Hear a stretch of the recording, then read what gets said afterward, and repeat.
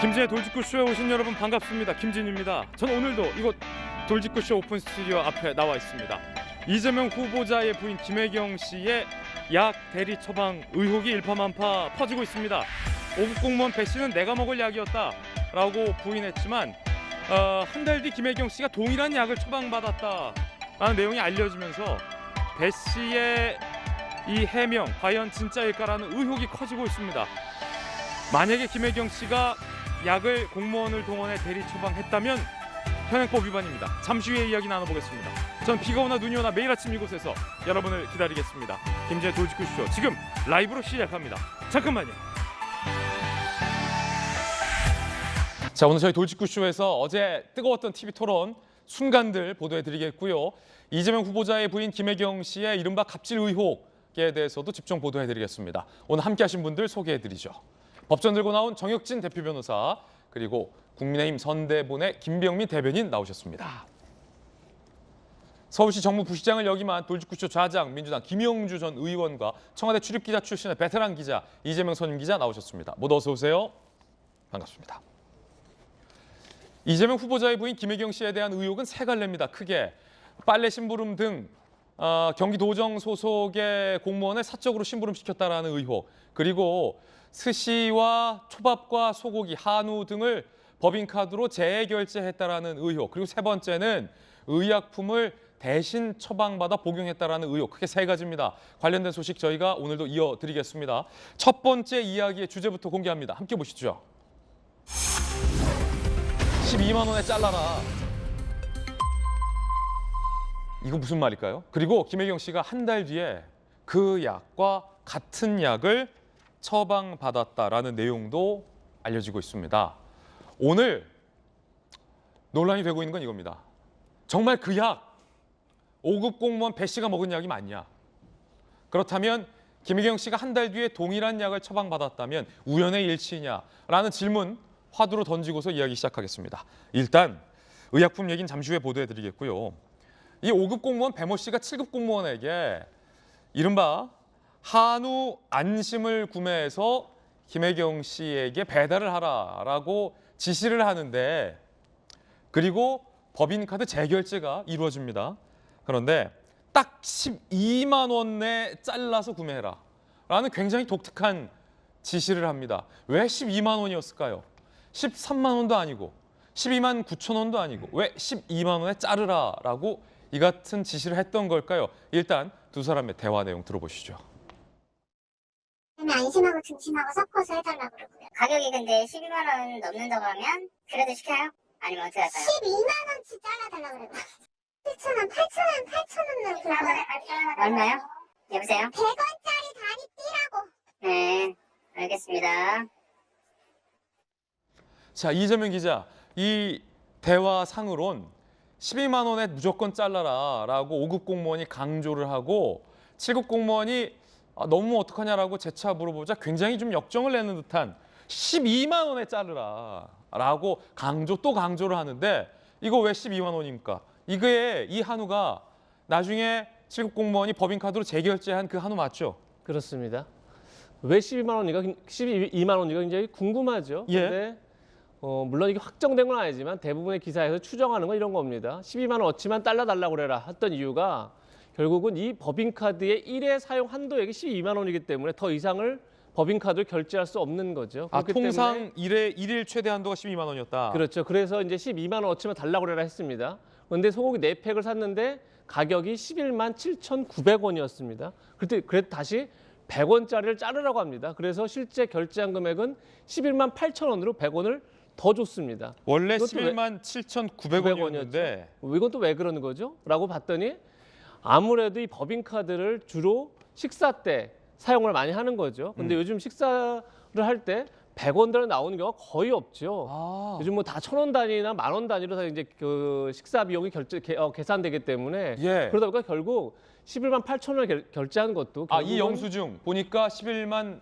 8,000원이라고 돼 있는데 원래는 11만 7,900원이 나왔다고요? 고기값은 11만 7,900원이었던 겁니다. 근데 100원 더 준 이유 자체가 결국은 법인카드를 식사에 사용한 것처럼 만들기 위해서 그렇게 한 거 아니냐 이런 생각이 아하. 드는 건데, 자 여기서 이제 느껴지는 건 이런 거죠. 자, 법인카드를 그러니까 사적 유용한 것도 참 문제인데 그러니까 증거인멸을 시도합니다. 그런데 이것이 제가 볼 때 더 큰 문제 뭐냐면 전혀 문제의식을 느끼지 않습니다. 늘 해왔던 것처럼 이렇게 지시를 하고 또 해왔던 것처럼 답변을 합니다. 뭘 얘기하는 거죠?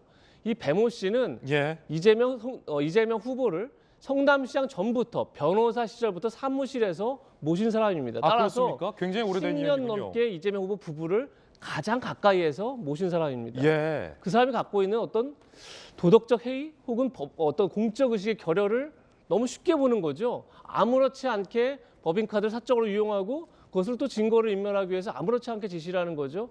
이런 모습을 보면서 이재명 후보와 또 부부와 가장 가깝게 지낸 인사가 이렇게 아무런 공적 의식 없이 도덕적 해이를 보이는 모습이 과연 이재명 후보 무관한가 이런 이제 의심을 들 수밖에 없는 거죠. 그 점에 있어서 지금 이 논란은 더 커지지 않을까 이런 생각이 듭니다. 그렇군요.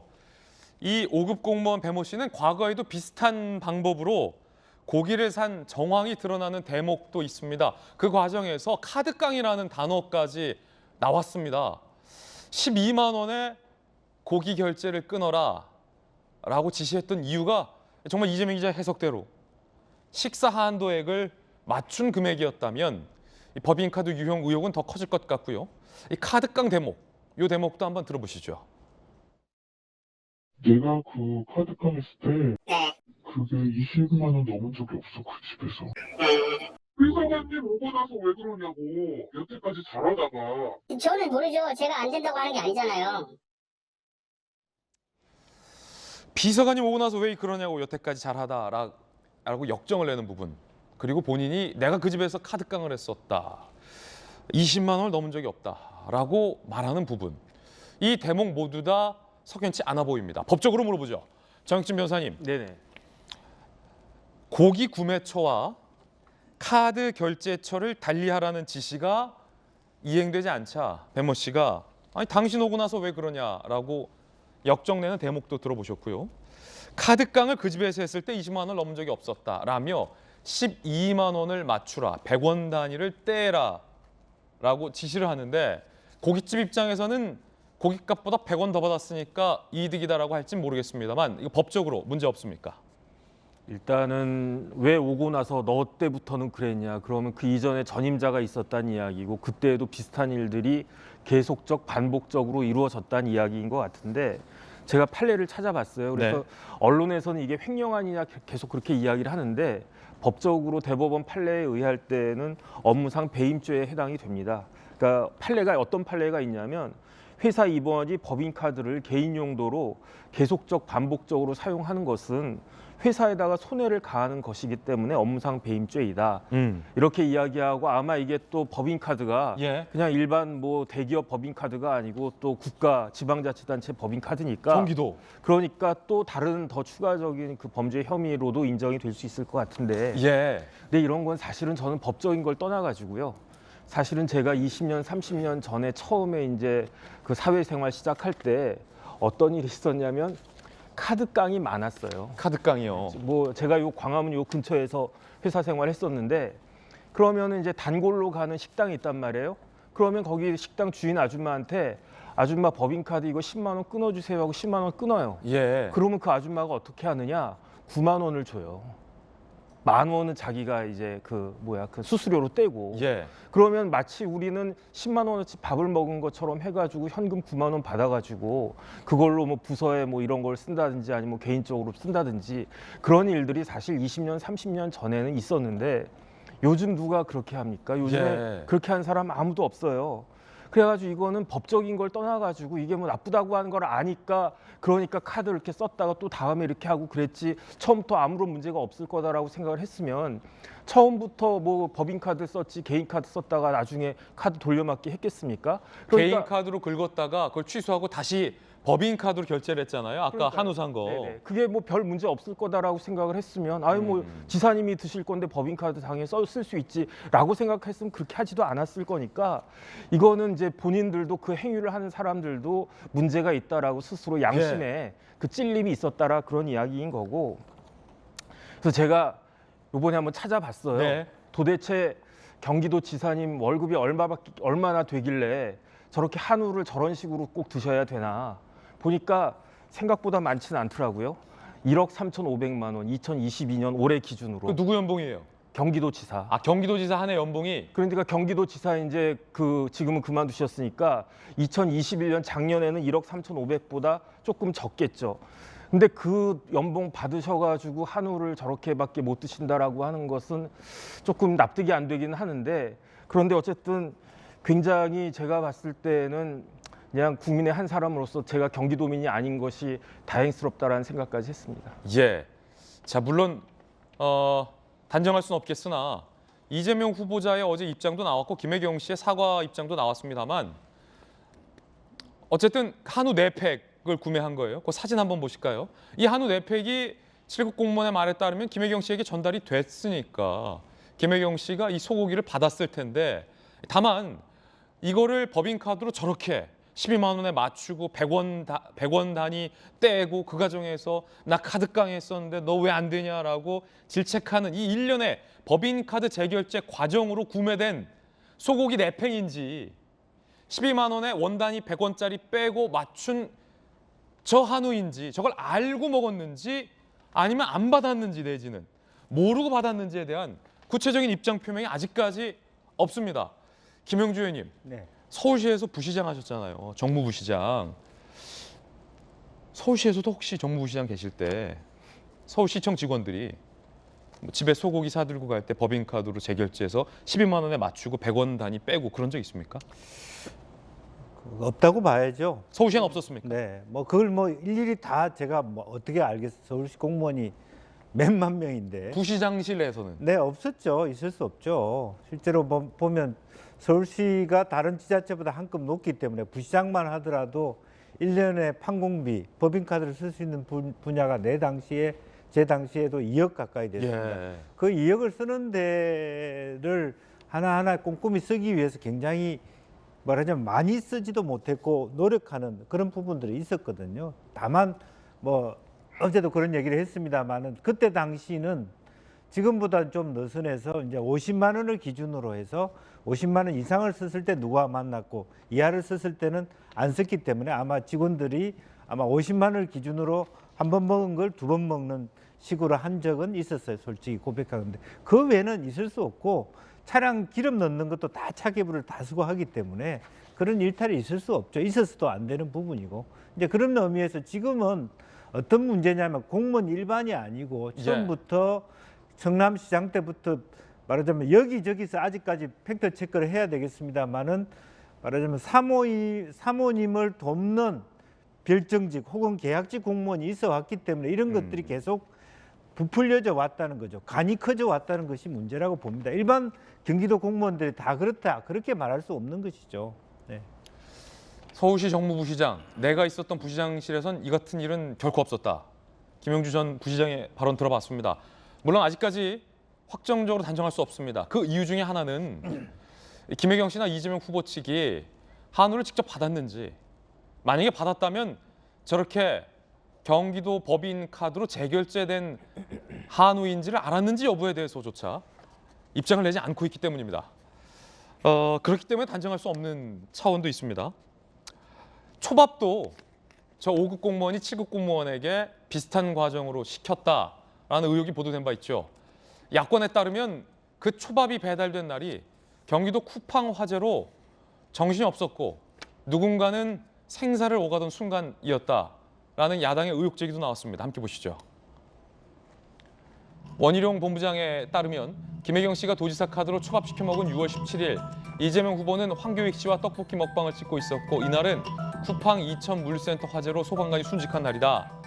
경기도 법인카드 사용 내역, 배 씨, 김혜경, 이재명 핸드폰 통화 내역 압수수색해야 한다라고 주장했습니다.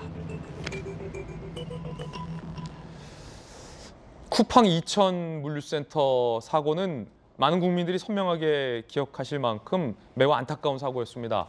정말로 선량했던 소방관이 순직했던 참사였기도 했습니다. 그날이 공교롭게 초밥이 배달된 날이었다는 게 원희룡 본부장의 지적이었습니다. 김병민 대변인님, 네. 지금 김혜경 씨 측에서는 저 소고기를 정말 전달받았는지 그리고 그 초밥을 쿠팡 화재 날 배달된 걸로 의혹이 제기됐는데 드셨는지 법인카드로 재결제된 걸 알았는지 여부에 대해서 구체적인 입장을 밝히지 않고 있는 상황입니다. 다만 예. 도움을 받았지만 상시적인 도움은 아니었다라는 정도의 입장 표명만 있었습니다. 어떻게 보십니까? 경기도 감사를 의뢰하면서 이 감사 결과 내용을 보고 책임을 지겠다고 얘기를 하고 있는데요. 선거가 한 30여일, 딱 한 달 정도 남았기 때문에 선거를 일단은 좀 지나고 보자 이렇게 면피성으로 꼬리 자르는 것 아닌가 심각한 의구심이 들 수밖에 없고요. 내용들이 이렇게 복잡하고 어려운 게 아닙니다. 김혜경 씨가 나와서 그런 지시를 한 적이 있는지 예. 배 씨 같은 경우는 5급 공무원으로 활동을 했는데 5급 공무원으로서 경기도에서 일을 했던 것보다는 실질적으로 김혜경 씨의 수행비서처럼 활동했다는 것이 거의 알려진 정설인데 예. 이 내용에 대해서 진실인지 여부를 밝히면 되는 일 아닙니까? 근데 그 내용들을 계속 회피하면서 사안들을 꼬리 자르기 식으로 모면하려고 하니까 이런 일들이 계속되게 되는데요. 어제 우리 청년본부에서 이 선거를 함께하고 있는 청년들이 이런 얘기를 하더라고요. 파도 미담이 아니라 파도 괴담만 나온다라고 하는 얘기들까지 나오는데 오죽하면 이 쿠팡의 화재 참사가 있었던 때 소방관 순직으로 경기도지사의 역할이 부재한 것 아니냐 이런 목소리가 컸을 때도 이 김혜경 씨를 둘러싸고 있는 초밥 논란까지 벌어지고 있으니까 이 괴담이란 표현이 그저 나오는 것이 아닌가라는 생각이 들기도 합니다. 이재명 후보가 평상시 도둑이라는 표현을 참 즐겼습니다. 예. 나쁜 사람들이 표현할 때 이 도둑 등을 언급하게 되는데 국민들이 이 사안을 지켜보면서 국민의 혈세를 훔쳐간 도둑은 과연 누구인가라고 물을 수밖에 없는 상황에 이르게 된 것이 아닌가 싶은데요. 이재명 후보가 성남시장 경기지사를 지내면서 그 당시 업무 참 잘 처리했다, 실력을 인정받았다고 지금 대통령 후보로 나서고 있다는 것이 그들의 주장 아닙니까? 이재명 후보가 대선 출마 선언했을 때 그 사람이 걸어갈 미래를 보이려면 그 사람이 걸어왔던 과거를 꼼꼼히 살펴야 된다는 주장을 한 바가 있습니다. 지금 김혜경 씨를 둘러싸고 법인카드를 비롯한 이 지자체의 예산을 이런 식으로 썼다는 일 명확하게 입증되지 않으면 그가 끌고 갈 국정에 대한 의구심들이 커질 수밖에 없기 때문에 뭉치고 다른 사람한테 떠넘기고 감사, 셀프 감사 핑계댈 것이 아니라 이재명 후보와 김혜경 씨가 직접 국민들이 궁금해하는 지점에 대해서 해명하고 설명하기 바랍니다. 감사를 받을 것이 아니라 이 의혹의 실체를 가장 잘 아는 사람은 김혜경 씨 본인이다라는 김병민 대변인의 의견 들어봤습니다. 여러분들은 어떻게 생각하십니까? 이재명 후보가 과거 SNS에 이런 글을 올린 바 있는데 이게 다시 회자되고 있다는 보도가 나왔습니다. 공금횡령 내지 성범죄는 한 번만 저질러도 퇴출, 이른바 원 스트라이크 아웃이다라며 공금횡령에 대해서 굉장히 강도 높게 엄단해야 한다라는 의지를 과거에 밝힌 바 있고요. 이게 2014년 9월 23일에 올린 글입니다. AI 윤석열이 이 이재명 후보의 과거 공금 횡령 원 스트라이크 아웃 말을 되돌려줬다고 하는데 AI 윤석열 발언 들어보시죠. 횡령국님 질문 감사합니다. 오늘 이땡땡님의 입장문을 봤습니다. 부패지옥 청렴천국을 외치던 평소 이땡땡님답지 않게 그리 차분하네요. 공금횡령 한 번만 저질러도 퇴출시키겠다던 분은 어디 갔나요? 위키유는 동일한 잣대를 기대하겠습니다. 해경궁이 대장동 못지않네요.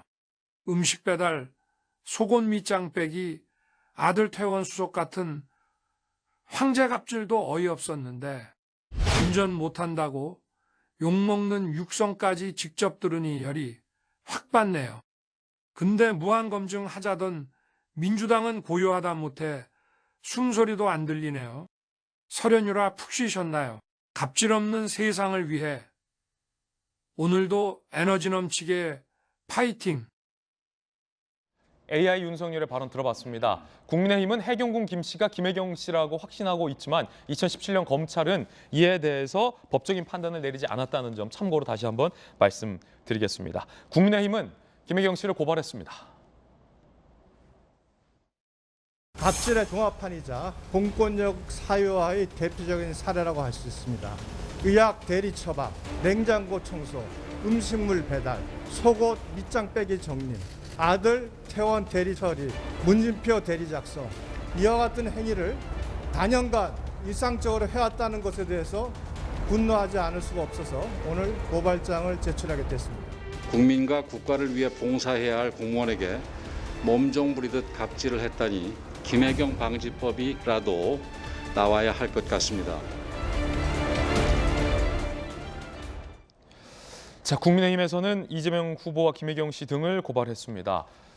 논란은 아까 세 가지다라고 제가 정리해드렸습니다. 다시 한번 정리를 해보면 첫 번째 의혹은 경기도청 소속 공무원을 사적인 심부름에 동원했다라는 의혹. 뭐 예를 들어서 빨래 심부름이랄지 음식 배달 같은 것입니다. 그 과정에서 7급 공무원은 내가 배달의 민족이다라는 얘기까지 5급 공무원에게 들었다라고 주장한 바 있습니다. 의혹입니다. 두 번째 의혹은 바로 이겁니다. 본인 카드로 결제한 뒤에 법인카드로 재결제했다라는 의혹. 그 과정에서 앞서서 12만 원으로 끊고 100원짜리를 100원 단위를 없애라라는 지시가 있었다라는 의혹입니다. 그리고 마지막 세 번째 의혹은 김혜경 씨를 위해서 의약품이 대리 처방된 것 아니냐라는 의혹입니다. 이 중에서 이 세 번째 의혹과 관련해서 5급 공무원 배모 씨는 내가 먹을 약이다라고 부인한 바 있고 김혜경 씨나 이재명 후보는 의약품 대리 처방 의혹과 관련돼서 구체적인 입장을 내지 않고 있는 상황이라 의문은 더욱더 깊어지고 있습니다. 그 대리 처방 의혹과 관련된 보도 지금부터 이어가겠습니다. 5급 공무원이 먹었다는데 그 약 한 달 뒤 김혜경 씨가 직접 처방했다라고 보도되고 있습니다. 일단 배 씨, 사모님 약 알아봐 주세요. 지난해 3월 7급 공무원에게 지시합니다. 다른 비서 이름으로 처방 좀 받았습니다. 라고 두 사람의 대화는 녹음이 됐습니다. 저희도 보도해드렸습니다. 대리 처방 의혹이 제기됐고 그 약은 갱년기 등 폐경 증세를 완화시켜주기 위해 쓰는 여성 호르몬 약이다라고 보도되고 있습니다. 그제 5급 공무원 배 씨는 내가 복용했다라고 입장을 냈고 민주당은 저 5급 공무원 배 씨가 폐경 증세로 임신을 포기하고 치료 위해 복용했다.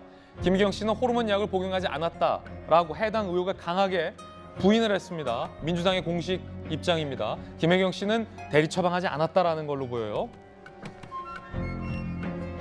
자, 그러자 7급 공무원은 김혜경 씨가 호르몬제를 처방받지 않았다는 건 거짓말이다. 지난해 4월 김혜경 씨 자택 인근 종합병원에서 대리 처방 의혹 약과 동일한 약 진료받은 후 6개월치 직접 처방했다라는 내용이 보도되고 있습니다. 그리고 5급 공무원이 먹었다는 그 약은 7급 공무원에 의해서 김혜경 씨 앞으로 배달이 됐다는 사진도 공개가 된 바 있습니다. 일단 이재명 기자.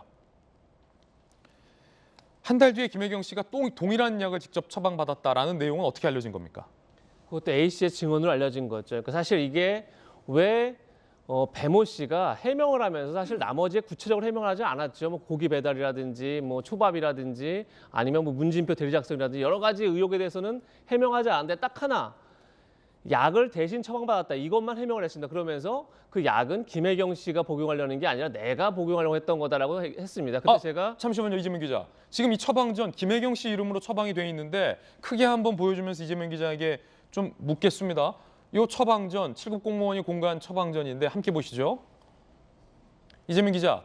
처방받은 사람이 김혜경 씨가 돼 있는데요. 이거 김혜경 그렇습니다. 씨가 동일한 약을 직접 처방받은 겁니까? 그러니까 지난해 3월 달에는 김혜경 씨가 처방받은 게 아닌 거죠. 근데 같은 약을 받아서 이제 김혜경 씨가 줬다 이런 의혹이 있는 거죠. 그런데 한 달 뒤에 김혜경 씨가 직접 처방을 받았습니다. 그런데 그러니까 제가 앞서 말씀드리려고 했던 건 뭐냐면 왜 근데 약 처방만을 배모 씨가 내가 먹었다라고 구체적으로 해명을 했을까요? 그건 분명하죠. 왜냐하면 법인카드 문제는 본인의 사적 의혹이기 때문에 본인이 책임지면 됩니다. 하지만 약을 대신 처방받은 것은 약을 대신 처방받은 사람이 의료법 위반이 되는 거죠. 그러니까 김혜경 씨가 처벌받을 문제가 되는 겁니다. 그 선을 끊고자 했던 거죠. 그런데 A 씨가 다시 저 지금 처방전을 받은 겁니다. 다음 달, 그러니까 지난해 4월 달, 한 달 뒤에 전 김혜경 씨가 처벌받았습니다. 그런데 문제는 뭐냐면 처방을 받은 것을 다시 배 씨를 통해서 A 씨에게 전달됐고 A 씨가 김혜경 씨의 처방전을 가지고 약을 수령했습니다. 심부름을 한 거군요. 이 역시 의료법 위반인 겁니다. 그러니까 처방전을 받아서 수령을 하는 것은 본인만 할 수 있는 거죠. 물론 대리 처방 수령이 가능합니다. 그 경우는 어떤 경우냐면 본인이 거동이 불편하거나 아니면 장기간 동일한 처방을 받을 때 가능한데 가족에 한해서만 대리 처방 수령이 가능한 겁니다. 잠시만요, 이재명 기자. 이 사안이 복잡해서 조금 정리하고 다시 묻겠습니다. 그러면 지난 3월에 약이 배달됐어요. 폐경 증세를 치료하기 위한 호르몬 약이 배달됐어요. 그건 5급 공무원이 내가 먹으려는 약이다라고 부인했잖아요. 민주당에서는 김혜경 씨가 대리 처방 안 했다라고 부인했잖아요. 그런데 7급 공무원이 처방전을 공개했다. 이건 한 달 뒤 4월 달 처방전인데 그때는 김혜경 씨가 직접 가서 약을 처방받았는데 처방전을 5급 공무원을 통해서 7급 공무원에게 약국 가서 약 타오라라고 지시를 했다. 근데 이 그렇죠. 역시 의료법 위반이라는 얘기군요. 그렇죠. 그러면 그러니까 3월에 먹었다는 동일한 약은 5급 공무원이 먹었다는 거고 4월에 처방받은 건 김혜경 씨가 먹은 동일한 약인데 그럼 5급 공무원이 3월에 그 약을 먹고 4월부터는 김혜경 씨가 그 약을 우연하게도 같이 먹었다는 겁니까? 이제 그렇게 돼버린 거죠. 그러니까 결국 제가 말씀드리고 싶었던 건 의료법 위반 혐의를 덮기 위해서 오히려 의료법 위반 혐의가 더 드러난 거 아니겠습니까? 그러니까 제가 어제도 말씀드렸지만 정치에 있어서 가장 나쁜 해명은 거짓 해명입니다. 그러면 이제 그 늪에서 빠져나오기 어려운 거죠. 그러다 보니까 배 씨의 해명도 완전 달라집니다. 처음에 배 씨의 해명은 임신 스트레스 때문에 복용했다 이렇게 얘기를 합니다. 근데 이것이 폐경기에 접어든 중년 여성이 복용한 약으로 알려지자 다시 임신 스트레스가 아니라 임신을 포기하고 치료를 해서 먹었다고 얘기합니다. 완전 180도 달라진 입장인 거죠. 임신 스트레스가 임신 포기로 바뀐 거죠. 그러다 보니까 이 배 씨가 처음 이 어떤 공무원의 사적으로 활용했다 이런 의혹이 나왔을 때 처음 했던 해명이 허위 사실입니다. 그런데 바로 며칠 뒤에 해명은 내가 잘 보이려고 상식선을 넘는 요구를 했다라고 전혀 180도 다른 또 해명을 합니다. 그러니까 결국은 한 번 해명이 잘못되고 그것이 새로운 사실이 드러나면서 거짓 해명 논란 속에 스스로 계속 빠져들고 있는 거죠. 그런 점에서 이게 진짜 더 이상 배 씨의 문제가 아닌 거죠. 어제 이재명 후보는 직원의 일로 심려를 끼쳐드려 죄송하다 이렇게 사과를 했습니다. 지금 저희가 문제 삼고 있는 건 직원 문제를 얘기하고 있는 게 아닙니다. 직원의 문제가 아니라 이게 김혜경 씨가 어떻게 이 사실을 모르고 있었느냐, 어떻게 묵인하면서 이 일들이 일어나고 있었는지 도저히 설명이 안 되는 거죠. 그런 점에서 이건 김혜경 씨의 일이고 이건 이재명 후보 일이라는 점을 분명히 인식해야 된다는 생각이 듭니다. 아니 근데 잠시만요, 이재명 기자. 조금 전 저희가 띄워드린 신문 보도 내용 중에 민주당 관계자의 부인하는 발언이 나왔습니다. 김혜경 씨는 호르몬 약을 복용하지 않았다라는 발언이 있었는데 다시 한번 좀 보여주시겠어요? 조금 전에 봤던 내용 다시 한번 좀 띄워주실 수 있나요? 우리 PD님들? 저 발언에 따르면 민주당 관계자는 김혜경 씨가 호르몬 약을 아예 복용하지 않았다라고 다시 해명을 했죠. 부인을 해요. 그러니까 다시 한번 호르몬제를 보시죠. 복용하지 않았다 이렇게 얘기를 했었는데 지난해 4월 달에 다시 처방전을 받고 6개월치의 호르몬제를 먹었던 것을 보이니까 저때 얘기한 호르몬 약은 지난해 3월 처방받은 그 약을 복용하지 않았다는 의미다. 이렇게 민주당이 다시 정정을 합니다. 자, 정정된 입장도 지금 준비가 돼 있는데 함께 보겠습니다. 그러니까 3월에 배달됐다는 약만 복용한 게 아니다라는 걸로 입장이 바뀌었다는 거죠. 그렇죠. 그런데 동일한 약이죠. 같은 약인 거죠. 호르몬 약을 먹긴 먹었지만 배달한 그 약은 대리 처방 의혹이 짙어 보이는 그 약은 먹지 않았다. 하지만 4월부터는 먹었다. 라는 게 지금 이제 김혜경 씨의 해명인 건데 누가 봐도 참 이해하고 뭐 배 씨 스스로 상식선을 넘는 요구를 했다 뭐 이렇게 얘기를 했지만 상식선을 넘는 해명들이 계속 이루어지고 있는 거죠 현재. 그런데 이게 어제 김병민 대변인. 예, 동아일보에서 이제 얘기했던 내용들에 따르면 새로운 얘기들이 나오기 시작하는데 중요한 건 이 김 씨와 배 씨 간의 대화 내용들이 여과 없이 하나둘씩 공개되고 있다는 것 아닙니까? 그 3월에도 처음에 거짓 해명으로 비춰지는 내용 때문에 말이 계속 바뀌고 있는데요. 중요한 건 여기에 뭐라고 얘기를 했냐면 배 씨가 사모님 약 알아봐 주세요라고 했던 대화 내용들이 드러난 겁니다. 있죠. 그 사모님 약을 알아봐 달라고 하면은 이것은 나의 약이 아니라 김혜경 씨에 대한 약으로 비춰질 수 있는 여지가 너무도 충분할 수밖에 없는 건데 왜 이렇게 해명할 수밖에 없을 것인가 궁금하게 되는 것이고요. 그래서 더더군다나 김혜경 씨를 향해서 묻는 겁니다. 본인이 나와서 얘기를 하면 깔끔한 것 아니겠습니까? 약을 먹었는지 안 먹었는지. 이거를 3월 달에 처방받은 약을 김혜경 씨 집에 배달해 줬다는 건데 그럼 그 집에 배달했던 약은 어디로 갔는지 본인이 받아서 약을 복용한 것인지 아닌지를 얘기하면 아주 간단하게 정리되는 일을 자꾸 경기도 감사 뒤에 숨습니다. 그리고 배 씨의 일로 모든 것들을 직원의 일탈로 치부시켜 버리게 되면 이거 이재명 후보가 그토록 오랫동안 얘기했던 적폐 중에도 아주 나쁜 적폐 행위가 아닌가요? 이재명 후보는 2017년도 당시에 촛불 민심에 기대서 본인 스스로 강건하게 이런 많은 일들을 바꿔나가겠다고 얘기를 했고 뭔가 문제가 되는 일들에 대해서 생활 적폐로 규정한 바가 있습니다. 지금 보이고 있는 숱한 일들이 이재명 후보가 외쳤던 정의와 공정과는 전혀 사뭇 상반된 내용인 것을 이재명 후보가 모를 리 없지 않습니까? 김혜경 씨가 국민 앞에 나와서 아주 간단하게 얘기하면 됩니다. 그 줬던 약 내가 복용하지 않았고 난 받은 적이 없다고 얘기하면 됩니다. 그런데 얘기를 못하는 이유가 무엇이겠습니까? 아주 만약 우리가 제기하고 있는 의혹이 사실이라면 거짓 해명을 하게 됐을 때 선거를 앞두고 공직선거법 위반에 해당될 수 있기 때문에 여기에 대해서 말을 아끼는 건 아닌가요? 확실하게 김혜경 씨가 나와서 진실을 규명하고 고백하면 될 일입니다. 거듭 말씀드리지만 김혜경 씨가 타인의 이름으로 대리 처방을 해서 그 약을 복용받았다라고 아직까지 단정할 수 없다라는 말씀 분명하게 드립니다. 다만 김병민 대변인 말했던 것처럼 김혜경 씨가 타인의 이름으로 대리 처방해서 약을 복용한 사실이 있는지 없는지에 대해서 명확한 입장을 밝히지 않고 있고 민주당 관계자들의 해명이 변화하고 있기 때문에 의혹이 지금 증폭되고 있다는 사실 관련된 내용을 보도해드리고 패널들의 개개인의 개인적 의견을 전달해드리고 있는 건데 정혁진 변호사님, 네. 3월에 다른 사람 이름으로 처방됐고 김혜경 씨 앞으로 배달됐다는 그 동일한 약 도대체 누가 복용한 겁니까? 제가 봤을 때는 김혜경 씨가 드셨을 것 같은데요. 이유는요? 왜냐하면 이제 두 가지 이유가 있죠. 첫 번째는 지금 김병민 대변인이나 아니면은 이재명 기자가 이야기한 것처럼 여러 가지 정황이 그 김혜경 씨가 약을 요구한 것 같고, 그 다음에 객관적으로 제가 의료중재원 좀 다닌다고 그랬잖아요. 저런 약이 배모 씨가 먹을 약이 사실은 아니에요. 저거는 좀 나이가 좀 지긋하고 중년 이상의 그 여성분들이 드시는 약이지 그냥 보통 사람들이 그런 먹는 약이 아니란 말이죠. 그렇기 때문에 그런 것들을 봐서는 사실 김혜경 씨가 김혜경 씨 약이라고 보는 게 맞을 것 같은데, 조금 전에 이재명 기자가 의료법 말씀을 하셨지만 제가 다시 한번 찾아봤더니 의료법에 어떻게 규정이 되어 있냐면요. 17조의 2에 직접 진찰을 받은 환자가 아니면 누구든지 의사가 작성한 처방전을 수령할 수 없다 이렇게 되어 있고, 이걸 위반했을 경우에는 벌금형에 처해지도록 되어 있거든요. 이런 규정이 왜 있냐면 사실 약이라고 하는 게 사람 몸에 아주 중대한 영향을 미칩니다. 그렇기 때문에 약을 저렇게 함부로 누구나 다 이렇게 아무렇게나 받을 수 있게끔 하면 예컨대 향정신성 의약품 같은 것들이 필요한 사람들이 있단 말이에요. 근데 그런 것들을 필요하지 않은 사람이 뭐 다른 사람 통해 가지고 그 약을 받거나 그렇게 되면 그러면은 아주 나쁜 그러한 결과가 생길 수도 있으니까 그러니까 이제 그 의료법에서 그런 것들을 굉장히 엄격하게 그 규제를 갖다가 하고, 만약에 그렇게 처방전을 발행한 의사 같은 경우에는 징역형까지도 처할 수 있도록 이렇게 됐단 말이죠.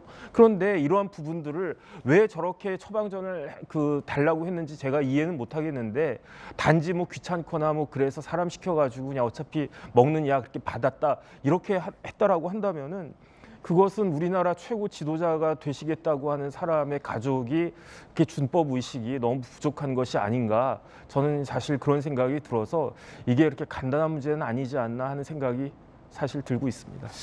의약품 대리 처방 의혹은 사소한 문제는 아니다라는 정혁진 변호사님의 개인적인 의견 들어봤습니다. 이재명 후보가 입장을 냈습니다. 감사를 받겠다라는 입장이었습니다. 다만 이 감사 경기도가 나섰습니다.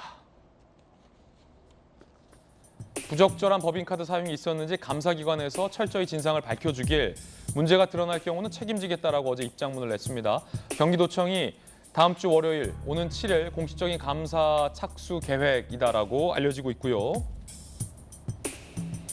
자, 그러자 정의당이 비판을 했습니다. 단순히 정치적 사과나 셀프 감사로 끝낼 일 아니다. 엄정한 수사를 통해서 실체를 밝혀야 한다라고 비판을 했습니다.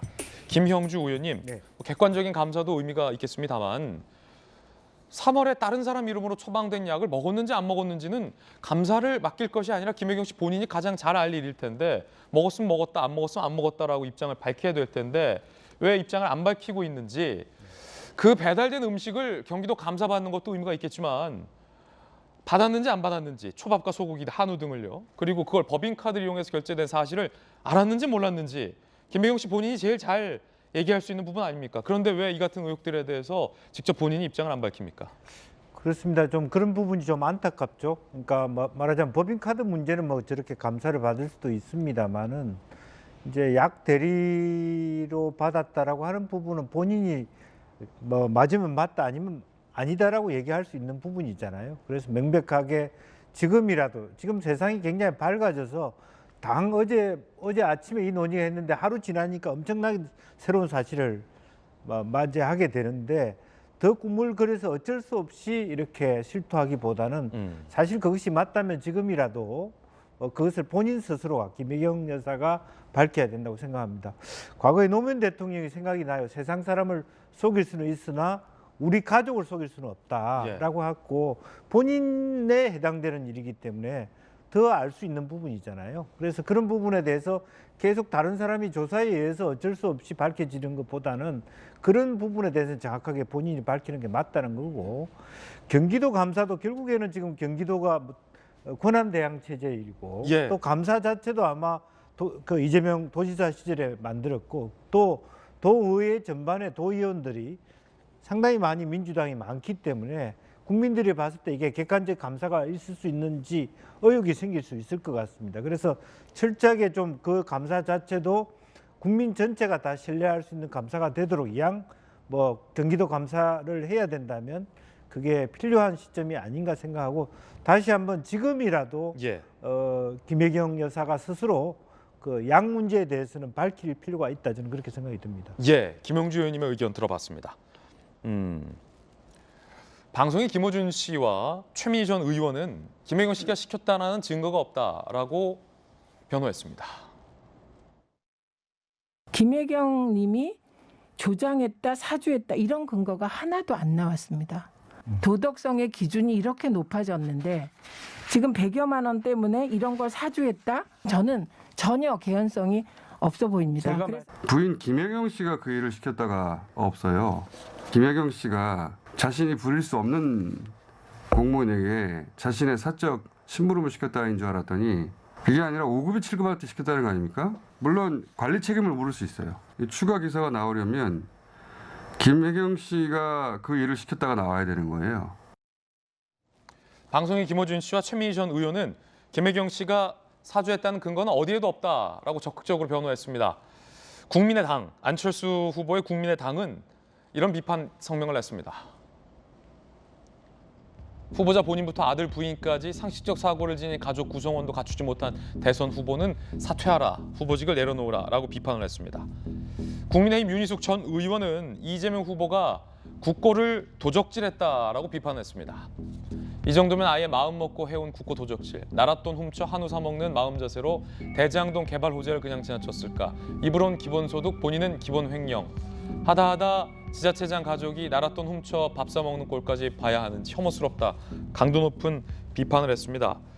앞서 김어준, 최민희 두 사람은 김혜경 씨가 사주한 건 아니다라고 적극적으로 변호를 했지만 민주당 내에서도 변호하는데 한계가 있다라는 목소리도 나왔습니다. 이상민 의원인데요. 민주당 소속 이상민 의원. 녹화하는 동안 너무 힘들었다. 한참 지난 지금도 뒷맛이 영 개운찮다. 변호하는데도 한계가 있다. 그리고 불편하다라고 이상민 의원도 쓴소리를 했습니다. 정익진 변호사님, 경기도 감사를 두고서 말이 많습니다. 정의당에서는 셀프 감사다라고 비판을 하기도 했는데 이게 경기도 감사를 받을 사안입니까? 수사를 받아야 될 사안입니까? 감사 수사 다 받을 만한 사안이라고 생각하는데 이게 책임이라고 하는 게 세 가지가 있어요. 민사 책임, 형사 책임, 그리고 행정적 책임. 감사는 행정적 책임을 묻는 거거든요. 그런데 지금 해당되는 사람이 누가 있습니까?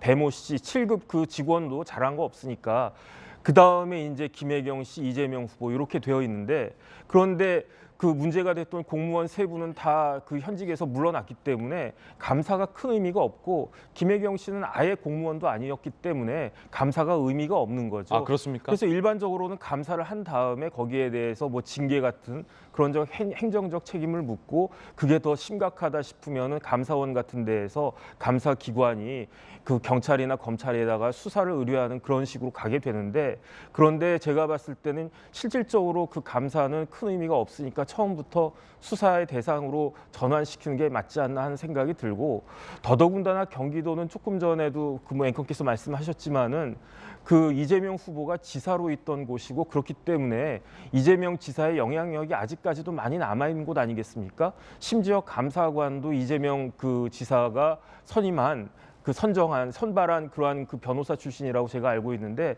그렇기 때문에 그런 식으로 별 실효가 없는 것에 대해서 자꾸 이야기하는 것은 오히려 이재명 후보의 그 해명에 대한 진정성을 의심받게 하는 것이 될 수도 있지 않은가, 그런 생각이 듭니다.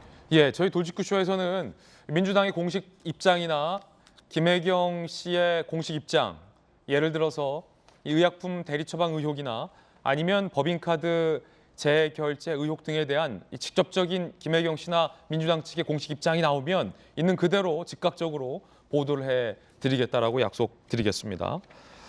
이 논란의 5급 공무원 배 씨를 혹시 김혜경 씨 수행 목적으로, 즉 아내 수행 목적으로 공무원을 채용한 건 아니냐라는 의혹도 제기됐습니다.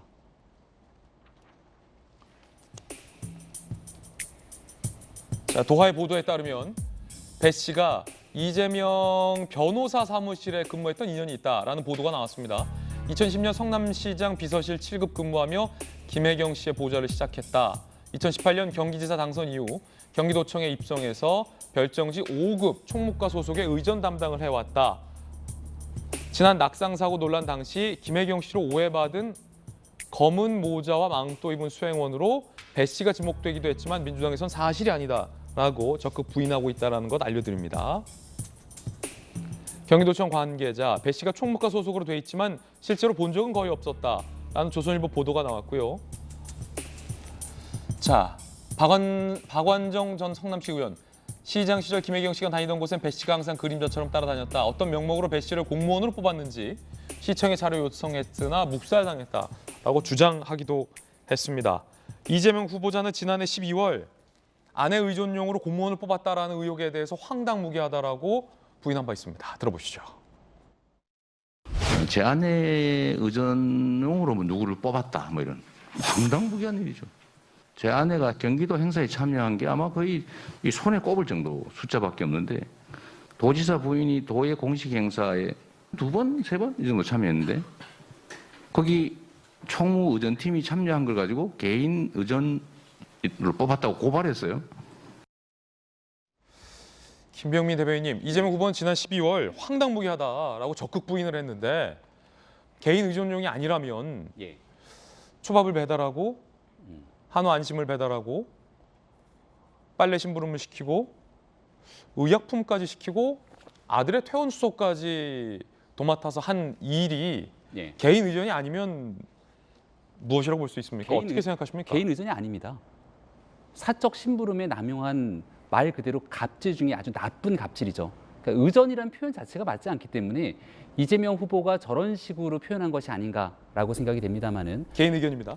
정확하게 지금 일어나고 있는 일들에 대해서 5급 공무원이 해야 될 역할이 있고 별정직으로 누군가 경기도를 위해서 해야 되는 일을 김혜경 씨의 사적 심부름을 대행하기 위해서 그 자리를 누군가의 기회를 뺏고 경기도에게 피해를 입힌 일이라고 확신해서 저는 생각을 합니다.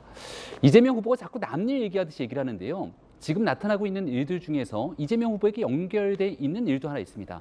이재명 후보 아들이 퇴원하는 일에 대해서도 이들이 퇴원을 대리 수속을 하게 되는데 그때 쓰였던 카드의 명칭이 정확하게 이재명 후보의 카드입니다. 그럼 이재명 후보의 본인 카드는 누가 건넸기 때문에 거기 가서 그렇게 대리 수속이 된 겁니까? 결국은 이재명 후보 혹은 김혜경 씨가 주도적으로 무언가를 하지 않았으면 일어날 수 없는 일들이 이 도처에 계속 벌어지고 있는 일들인데요. 자꾸 사안을 이 궤변으로 회피하려고 해서 문제가 끝나지 않습니다. 김혜경 씨만의 문제가 아니라 결국은 인사권을 바탕으로 왜 5급의 이 별정직 5급의 사무관으로 채용했는지에 대한 여부는 김혜경 씨를 넘어서 이재명 후보가 답을 해야 되는 사안이거든요. 앞서 약에 대한 복용 문제는 이제 김혜경 씨가 답을 하고요. 이 5급 그리고 과거 성남시청에 있었을 때 7급 이 배모 씨를 성남시와 경기도의 공무원으로 채용하면서 이 제대로 된 일을 하지 않고 김혜경 씨를 위한 사적 심부름에 동원되게 왜 만들 수 있었는지는 이 내용을 이제 이재명 후보가 직접 국민 앞에 답을 해야 될 시간이 아닐까 싶습니다. 김영주 의원님께서 서울시 부시장님을 하셨기 때문에 짧게 묻겠습니다. 아내를 위해서, 시장의 아내나 부시장의 아내를 위해서 공무원을 뽑으면 안 됩니까? 그거는 불법으로 안 되게 돼 있죠. 다만 이제 공식적인 어떤 의전, 과거에는 또 관사 이런 것들이 있어서 실제로 많은 일들을 시장이 말하자면 관사에서 했던 적이 있습니다. 시의원이나 다른 국회의원들하고 할 때 부인의 역할이 있기 때문에 같이 시장을 보고 그때는 같이 공무원들이 따라서 그야말로 콩나물도 사고 고기 사고 뭐 말하자면 외국의 손님들 맞이하고 그런 활동이야 왜 불법이겠습니까? 그러나 그냥 일상적인 뭐 말하자면 단체장의 사무를 위해서 누군가 배치된다는 것은 과거에는 여러 가지 그것이 그래도 그때도 많은 문제가 있었습니다만 지금 전체적으로 보면 관사도 다 개방되고 극히 법적으로 안 되게 예. 그렇게 돼 있는 것이 사실일 것입니다. 그렇군요. 자, 이건 아직까지 의혹이다라는 말씀 드리겠고요. 이재명 후보는 지난 12월에 황당무계하다라고 의혹에 대해서 적극 부인했다라는 말씀도 거듭드립니다. 어제 토론회에서 심상정 후보가 이런 언급을 했었습니다. 들어보시죠. 하시면서 좀 많이 어려움이라든지 조금 아쉬운 부분이 좀 있으실 것 같은데요. 사실관계에 대한 부정을 많이 하시니까 토론 진행에 어려움이 있었어요. 서로 다 탐색전이었던 것 같아요. 5년 전보다는 좀 토론이 막무가내인 것 같습니다. 이재명 후보 아내분 김혜경 씨 갑질 논란이 있었는 후보님 입장을 좀. 후보 검증하기도 바쁜데 부인까지 이 테이블에 올려놓기가 어렵습니다. 빨리 본인들이 그 경위에 대해서 소상하게 국민들에게 밝히고 사과하고 법적 처벌을 받아야 되면 수사를 받고 쿨하게 좀 했으면 좋겠어요. 대통령 후보이고 또 그 가족이라면 그 정도 국민에 대한 의무는 스스로 해야 된다고 생각합니다. 자, 첫 번째 이야기 전해드렸습니다. 이번에 저희가 준비한 두 번째 이야기인데요. 어제 TV 토론이 있었습니다. 쟁점별로 뜨겁게 맞붙었던 순간들이 있습니다. 뜨거운 순간들 저희가 지금부터 보도해드리겠습니다. 두 번째 이야기의 주제입니다. 바로 바보였나 대 특검 뽑나 입니다. 윤석열 후보와 이재명 후보가 대장동 의혹을 두고 어제 뜨겁게 맞붙었습니다. 특히 윤석열 후보는 성남시장이 바보였냐 공범이었냐라고 되물었고 이재명 후보는 이 자리가 특검 뽑는 자리냐라며 불쾌한 질문이다라고 맞받아쳤습니다. 자, 그 대목 들어볼 텐데 윤석열, 이재명, 안철수 후보 이 세 사람의 이야기 뜨거웠던 순간 대장동 관련 대목 들어보시죠. 본인은 이제 김만배나 유동규가 이제 기소가 됐는데 그 기소된 배임 범죄 사실은 나하고 관계없이 자기들이 한 거다. 왜냐면 거기에다가 조단이 이익을 줬으니까. 그렇게 이제 나하고는 관계 없다고 얘기를 하시면서 또 내가 이익을 다 따져봐갖고 설계를 했다고도 하시고 또 한편으로 이런 얘기를 하십니다. 그분들한테 그렇게 많은 이익을 줄 수밖에 없었던 거는 굉장히 리스크가 큰 사업이었다. 그래서 손해볼 수가 있었기 때문이다라고 하는데 손해를 그분들이 봐봐야 투자금 3억 5천밖에 더 봅니까? 그러니까 도대체 입장이 뭐냐 이겁니다. 내가 안 한 거다 또는 내가 한 거지만 이거는 리스크가 크기 때문에 이렇게 줄 수밖에 없었던 거다. 둘 중에 하나가 뭡니까? LH 포기시키고 업자한테 부정대출 봐주고 거기서 뇌물 받아먹고 거기서 이익 취하고 성남시가 공공개발하는 거 못하게 막고 이랬던 국민의힘 또는 윤석열 후보께서 하실 말씀은 아니다. 제가 묻는 거 국민들이 궁금해하는 거는 어떻게 김만배나 남욱이나 정영학 같은 사람들한테 합쳐서 3억 5천 넣은 사람한테 1조 가까운 이익이 돌아가게 설계를 했냐 이걸 묻는 겁니다. 후보님은 이거 한번 생각해 보셨습니까? 저축은행 대출 비리는 왜 봐줬을까? 우연히 김만배의 누나는 왜 아버지의 집을 샀을까?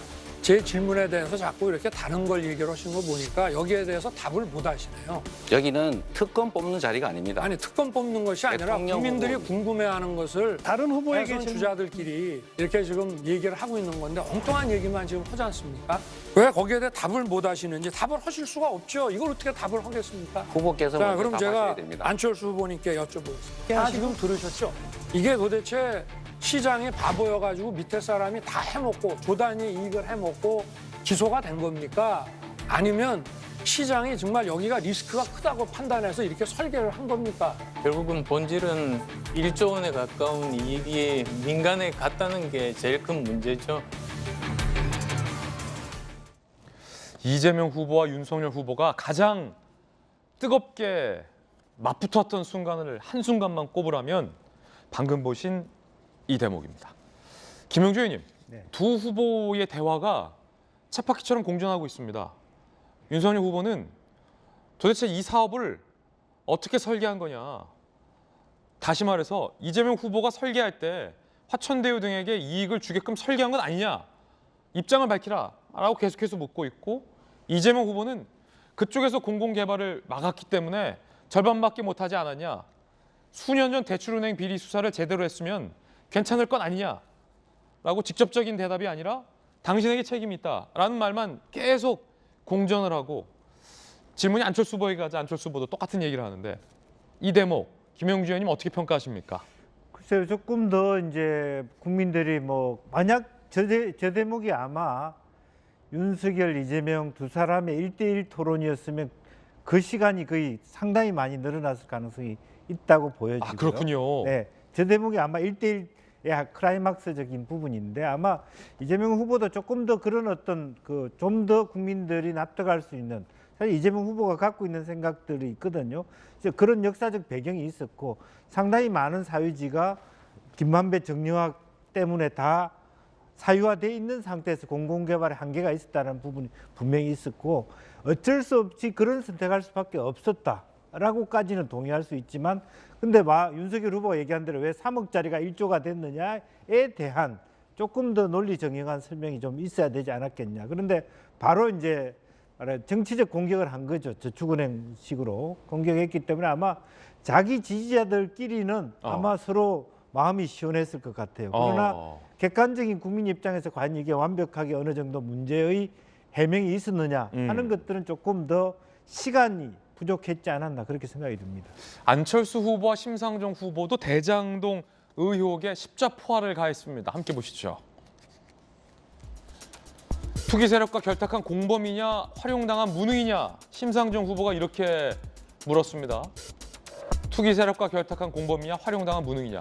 몰랐다면 모르고 이런 결과가 나왔다면 시장으로서 무능한 것이고 알고서도 이렇게 했다면 공범이다라는 심상정 후보의 질의였습니다. 윤석열 후보는 시장이 바보여서 김만배 등이 기소된 것인가. 안철수 후보는 시민에게 돌려줘야 된다. 그래서 이재명 후보는 이미 탈탈 털었다 그만하자라고 답변을 합니다. 미래 이야기를 하자라고 이재명 후보는 거듭 이야기하기도 했습니다. 이재명 기자, 이 대목 특히 이제 심상정 후보, 윤석열 후보뿐만 아니라 심상정 후보도 이재명 후보의 대장동 의혹에 대해서 답변을 하라라고 거세게 몰아붙였어요.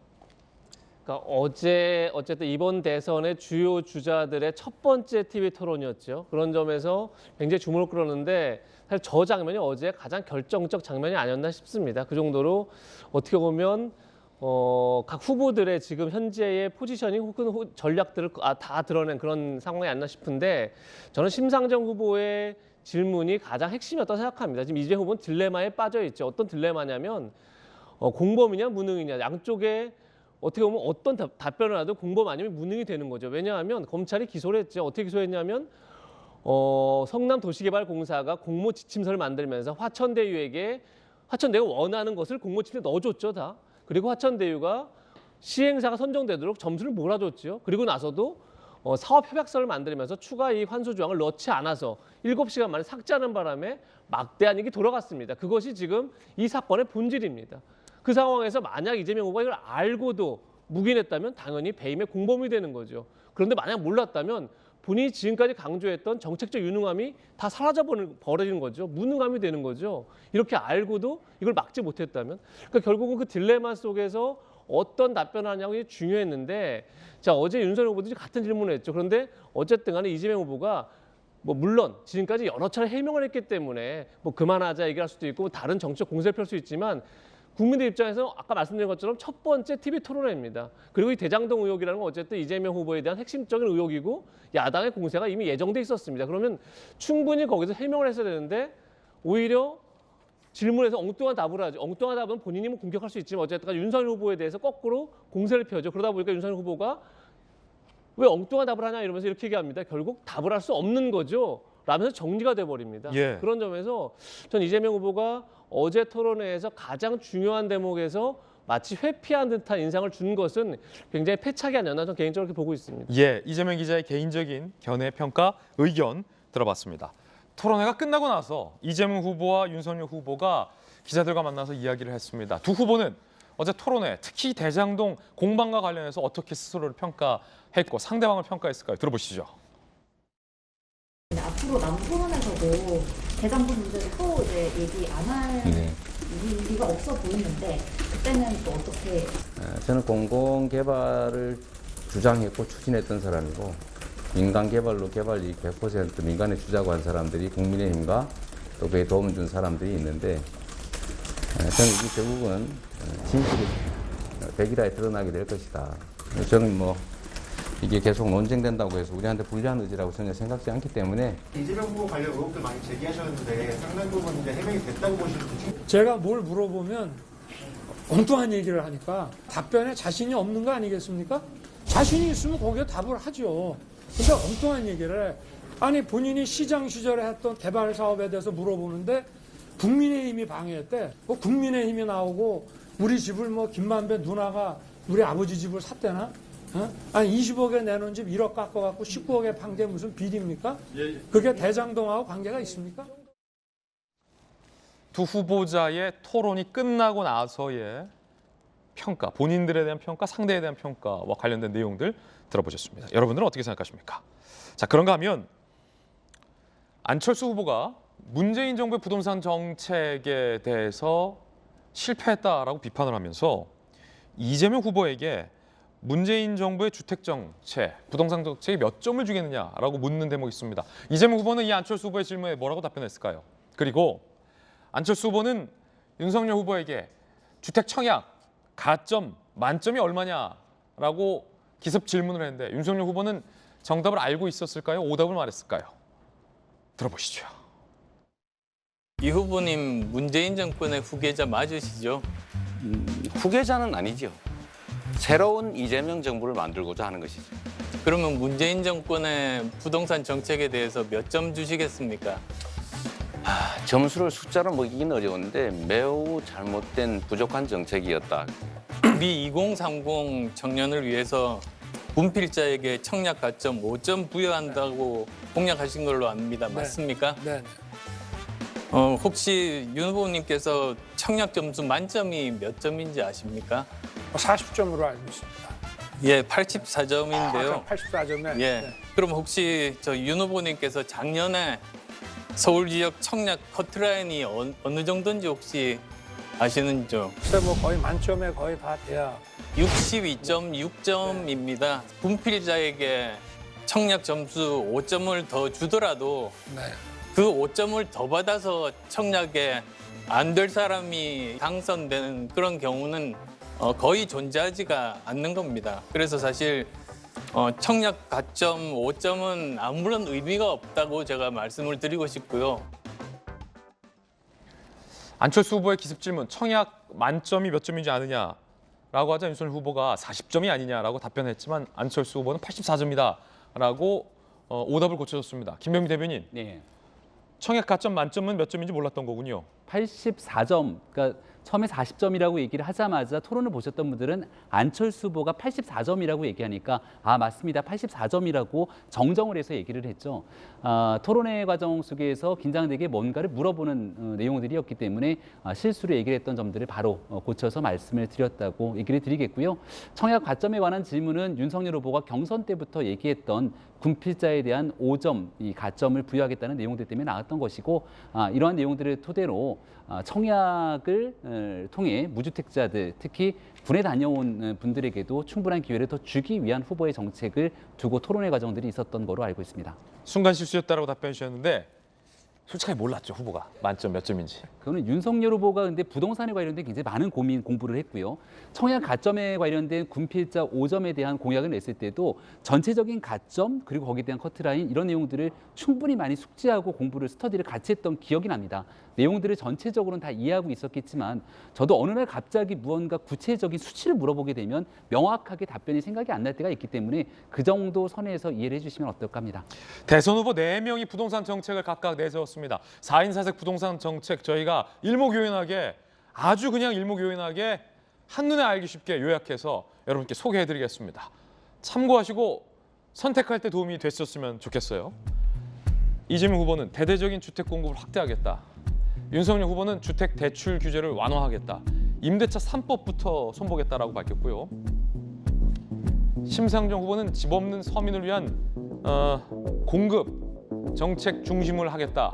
안철수 후보는 주택 공급을 통해 임기 말까지 자가 보유율을 80%로 올리겠다, 확대하겠다라고 라고 4명의 후보자가 이제 부동산 공급을 다 확보하겠다. 그리고 윤석열 후보 같은 경우에는 규제와 이제 세제 그리고 대출 규제 완화를 하겠다라는 공약을 했다라는 것 요약해서 저희들이 소개해드립니다. 이번엔 저희가 준비한 3번째 이야기입니다. 어제 또 한 번 뜨거웠던 토론회의 순간을 꼽으라면 저는 이 순간을 꼽겠습니다. 주제 보시죠. 정상회담을 어느 나라랑 먼저 할 거냐? 민감한 질문. 북한이냐, 미국이냐, 중국이냐. 후보자는 과연 뭐라고 답변했을까요? 후보자들의 답변에 따라서 이 후보자의 외교 정책의 근간, 사고의 근간을 파악할 수 있는 질문이었을 테죠. 그리고 이재명 후보와 윤석열 후보가 사드 배치를 두고 또 한 번 뜨겁게 정면으로 충돌했습니다. 그러니까 어제 토론회 중에서 이게 4자 토론이었기 때문에 이재명, 윤석열, 이재명 두 후보 간에 뜨거웠던 접점이 생각만큼 물리적으로 많지 않았습니다. 4자에게 동일하게 기회가 주어져야 하기 때문에. 그렇지만 딱 2가지 순간 적어도 앞서서 대장동 그리고 사드 배치를 두고서 두 후보가 뜨겁게 충돌을 했습니다. 그 이야기 시작을 해보겠습니다. 사드부터 들어보시죠. 왜 그걸 다시 설치해서 중국의 반발을 불러와서 경제를 망치려고 하는지 이거 어디다가 설치할 건지 그 한 말씀 한번 해봐 주시죠.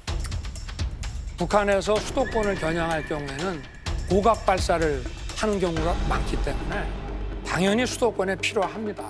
그러나 이 요격 장소는 꼭 수도권이 아니어도 뭐 강원도든 뭐 충청도든 아니면 뭐 경상도지만 조금 더 땡겨 오든 그건 뭐 제가 볼 때는 위치는 군사적으로 정해야 될 문제라고 저는 생각합니다. 브룩스 전 주한미군 사령관도 추가 사드 필요 없다 이렇게 말을 했는데 왜 그 말씀을 계속해서 그거는 제가 보기에 잘못 이거 안보 불안을 조성해가지고 표 얻으려고 경제 망친다는 지적이 있는데 어떻게 생각하세요? 안보가 튼튼해야 주가도 유지가 되고 대한민국의 국가 리스크라는 것이 이제 주는 거고요. 그 브룩 사령관의 얘기는 사드를 저층 방어 시스템하고 연계를 했을 때 더 효과적이라고 한 것이지 그분이 사드 추가 배치가 필요 없다는 얘기를 한 사실이 없습니다. 잠수함 타고서 측면에서 공격을 하면은 방어가 불가능해요. 그래서 어떤 군 전문가도 사드 배치하자는 얘기를 안 하는데 정치인들이 나서서 지금 사드 배치를 이렇게 이야기하는 것 자체가 저는 이게 안보 퍼플리즘이라고 생각하거든요. 그건 잘못 알고 계시는 것이고요. 우리가 격투기 싸움을 한다고 할 때 측면으로 옆구리도 치고 다리도 치고 복부도 치고 또 머리도 공격하면 다 방어를 해야 되는 거기 때문에 다양한 중층적인 방어 체계를 만들어야 된다. 제 시간.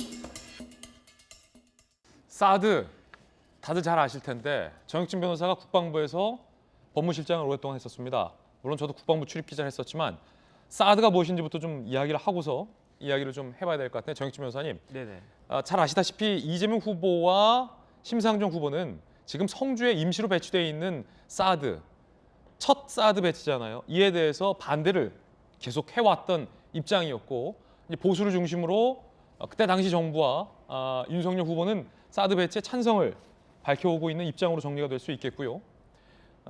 사드란 게 고고도 방역 시스템 아니겠습니까? 그러니까 북한이 미사일을 다양한 각도와 고도로 발사를 하는데 저고도로 방사포 같은 걸 발사하기도 하고 중고도, 고고도로 발사를 할 수 있는데 우리의 방어 시스템상 북한이 고고도로 발사하는 미사일에 대해서는 제대로 된 방어 시스템이 갖춰지지 않았다라는 당시 정부의 판단 하에 고고도로 날아오는 북한의 미사일을 요격할 수 있는 시스템 사드를 이제 들여왔는데 그때 당시 사드에서 전자파가 나온다. 그래서 성주 참외가 전자파 때문에 병든다라는 각종 유언비어와 괴담도 정치권에서 흘러나와서 비판의 대상이 된 바도 있었습니다. 네네. 맞죠, 정혁진 변호사님? 네네, 맞습니다. 그런데 사드라고 하는 것은 제 개인적인 생각으로는 사실은 제가 국방부에서 근무는 했지만 뭐 군인들처럼 군사 전문가는 아니지만 어떤 생각을 하냐면 사드는 기본적으로는 미국이 필요해서 설치가 된 거죠. 그다음에 우리나라가 우방이니까 그 정도는 우리가 해주는 게 맞다. 그다음에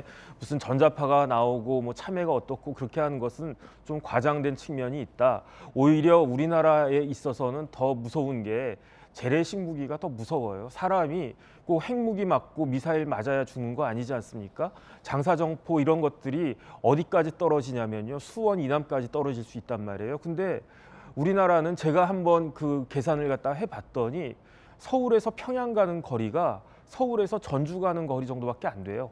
그 다음에 지금 북한이 길이 나빠서 그렇지 만약에 남한처럼 우리나라처럼 길을 똑바로 피면 서울 대전 정도 거리밖에 안 된단 말이죠. 그 다음에 지금 휴전선에서 개성 가는 거리나 수원 가는 거리나 똑같단 말이에요. 그렇기 때문에 뭐 이런저런 그 재래식 무기만으로도 지금 수도권에 엄청나게 커다란 그 문제가 생길 수 있는 그런 안보 현실을 직시해야 된다고 생각을 갖다가 하고, 그런 의미에서 제가 봤을 때 윤석열 후보가 굳이 지금 이 상황에서 사드 이야기를 꺼내는 것이 뭐 이렇게 정책적으로 맞는 이야기인가, 저는 그 부분에 대해서 사실 의문이다라고 저는 생각을 하고 있습니다. 예, 정영진 변호사님의 개인적 견해 들어봤습니다.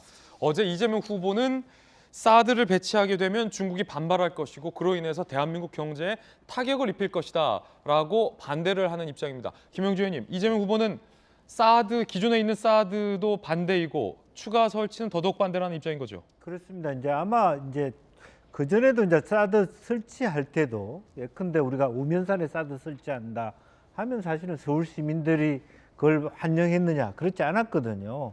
이제 그런 측면들이 위치에 대한 조정도 있었습니다. 왜냐하면 적이 우선 타겟이 될 수 있기 때문에 위험해한다라고 하는 그런 의미에서 이제 이재명 후보 입장에서도 이 쟁점들이 손해가 아니다. 다만 윤석열 후보는 윤석열 후보대로 2030 세대 특히 북한에 대해서 아주 혐오를 갖고 있기 때문에 선제 타격에 대한 점수를 따고 있다. 그렇게 생각하기 때문에 쟁점이 될 수밖에 없다라고 하는 거고, 다만 윤석열 후보가 생각하는 것은 어쨌든 안보가 튼튼해야지 주식이라나 경제가 잘 수 있다는 논리고, 더 실용적으로 이재명 후보 입장에서는 사드 추가 배치라고 하는 것은 동북아 전체에 대한 핵무장을 가중시킬 뿐만 아니라 경제적으로 우리하고 깊이 이해관계가 있는 중국 관계만 망쳐서 우리나라 어떤 경제에도 악영향을 미치기 때문에, 또 하나 수도권이나 이런 데 뭐 사드를 추가 배치한다 과연 가능한가, 불가능하다, 그런 생각을 하고 있는 것이라고 봅니다. 이재명 후보의 반발의 가장 큰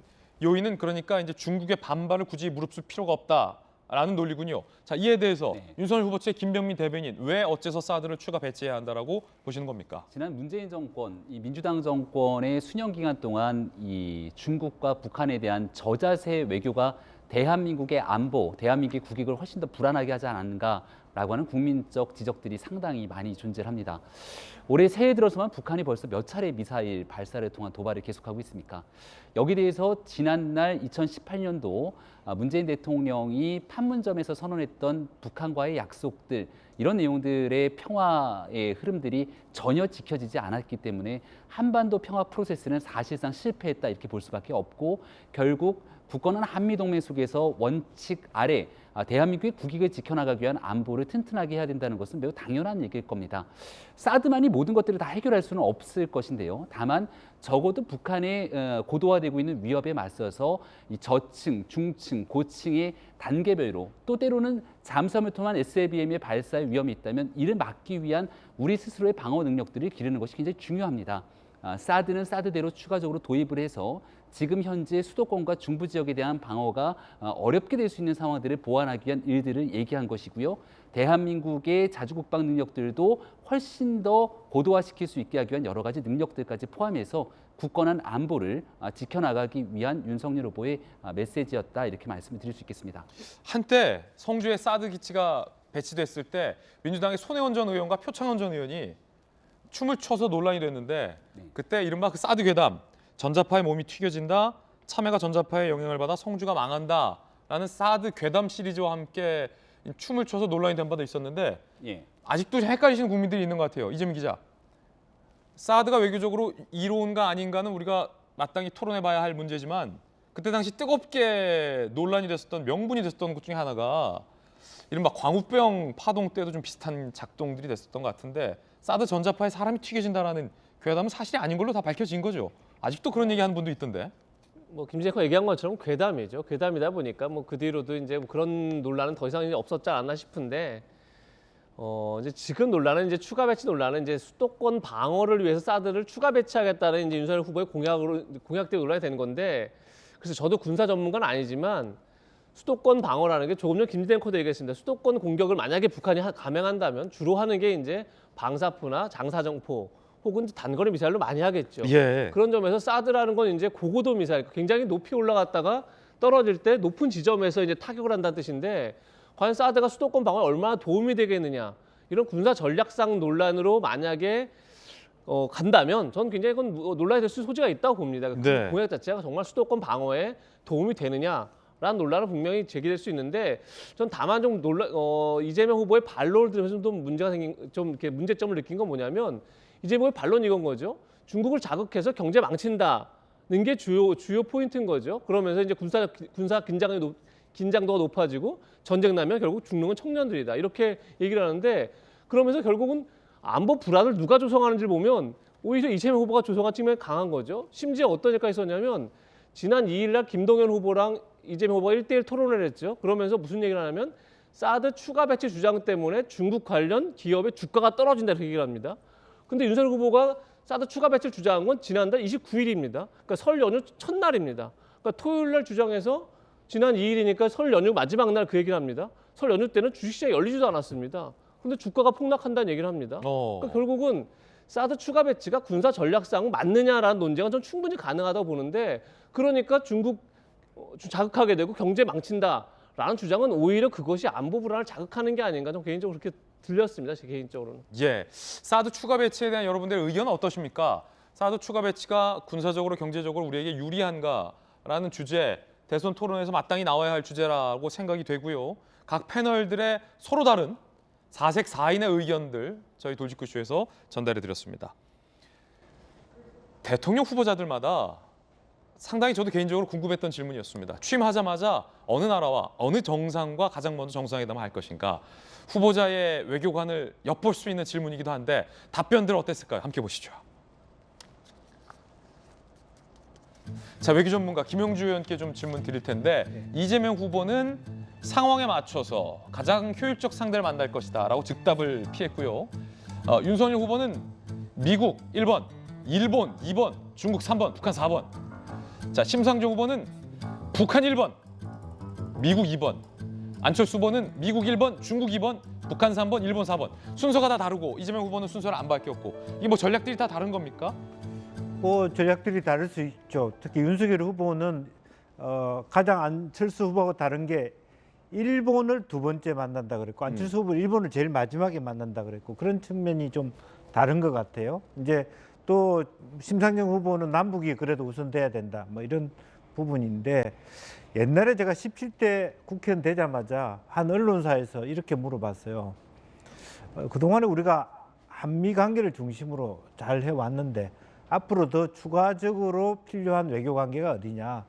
그래서 많은 의원들이 아마 그렇다면 미국을 중심으로 했으니까 중국 아니겠냐 그렇게 답을 했. 그 다음날 신문에 이렇게 났어요. 열린우리당 초선 90%가 중국 외교를 선호해. 어찌 보면 그게 낚였을 수도 있는 건데 그런 어떤 우선순위가 드는데 제가 유감스러운 거는 왜 러시아를 얘기하는 사람은 아무도 없나. 러시아도 굉장히 중요한 우리의 외교 파트너인데 이제 그런 생각이 들고요. 그래서 우선은 미국과의 관계를 우선하고 난 다음에 사실은 뭐 중국 또는 러시아, 일본, 남북한 이렇게 관계를 맺어가는 것이 저는 좋지 않을까 그렇게 생각이 듭니다. 예, 김영주 의원님의 해석도 들어봤습니다. 심상정 후보가 김건희 씨 통화 녹취 관련해서 안희정 전 지사가 불쌍하다라고 발언했던 것 관련해서 윤석열 후보에게 김지은 씨에게 사과할 용이 있냐라고 질문을 던졌습니다. 윤석열 후보 뭐라고 답변했을까요? 들어보시죠. 네, 이제 얼마 전에 폭로된 녹취록에서 부인 김건희 씨가 나랑 우리 아저씨는 안희정 편이다 이러면서 성폭력 가해자를 두둔한 사실이 밝혀졌습니다. 그래서 지금 이 순간에도 성폭력으로 고통받고 있는 여성을 대신해서 제가 묻습니다.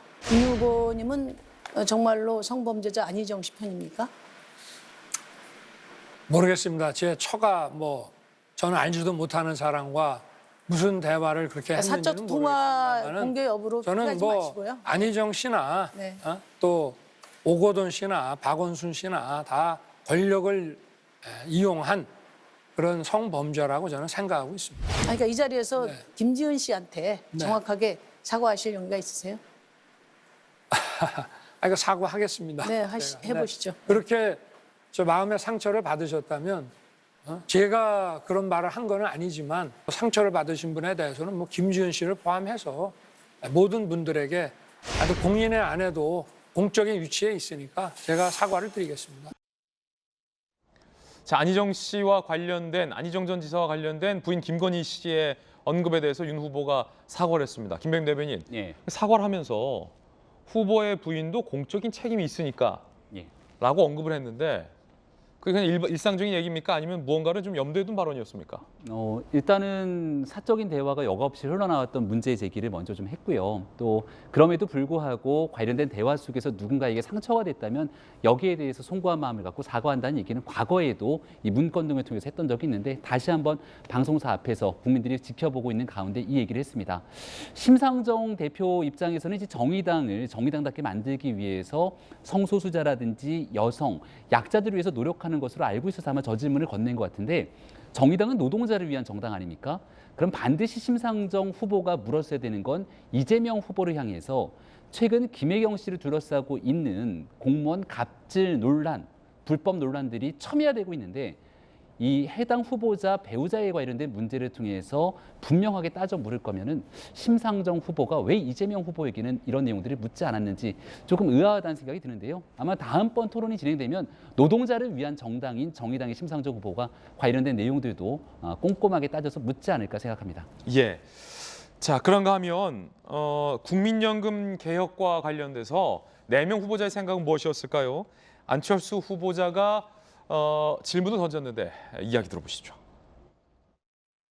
윤 후보께서 최근에 연금개혁은 어느 정당이든 선거 공약으로 들고 나오면 선거에서 지게 돼 있다. 그러면 연금개혁을 할 생각이 없으신 겁니까? 다음 정부는 초당적으로 정권 초기부터 국민적 합의를 만들어내야 된다는 것이죠. 다른 두 분도 연금개혁에 동의를 하시는지요? 연금개혁의 논점은 더 크고 넓다고 생각하거든요.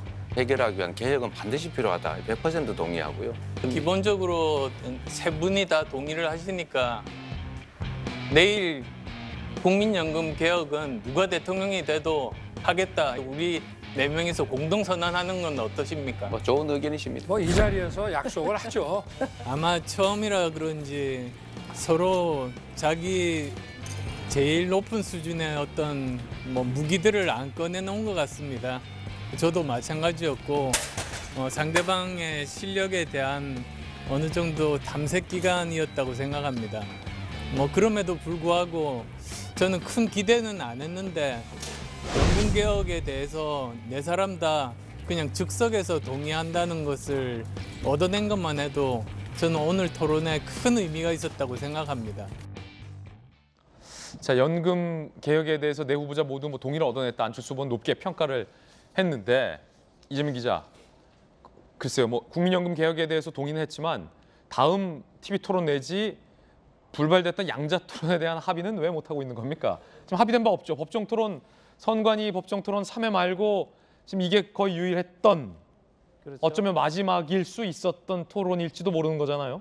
아직 시간이 좀 있기 때문에 법정 토론이 이제 선거 기간 들어가서 그러니까 2월 15일부터 시작되는 거죠. 예. 대선 선거 운동 기간이 그 이후로 3번이니까 아직 시간이 좀 있으니까 그 전에 어떤 식으로든 합의가 이루어질지. 근데 이미 윤석열 후보는 양자 토론에 대해서 이제 필요 없다. 어차피 질문에도 답변도 안 할 거 아니냐 이런 식으로 해서 거부한 상태이기 때문에 아마 양자 토론보다는 또 이 사자 토론 중심으로 아마 한두 번 더 있을 수 있는 그런 가능성은 좀 있어 보입니다. 예. 그런 점에서 좀 지켜봐야지 않나 싶습니다.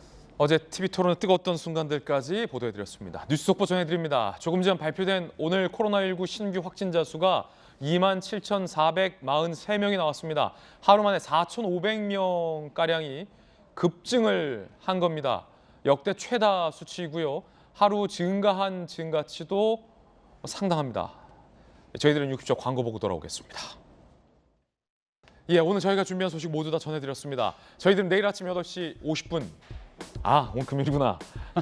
좋은 주말 보내시고요. 월요일 아침 8시 50분에 풍성한 소식 들고 인사드리겠습니다. 코로나19 확진세가 심상치 않습니다. 안전한 주말 보내시길 바라겠습니다. 오늘 하루는 분명 어제보다 나을 겁니다. 좋은 주말 되십시오. 고맙습니다.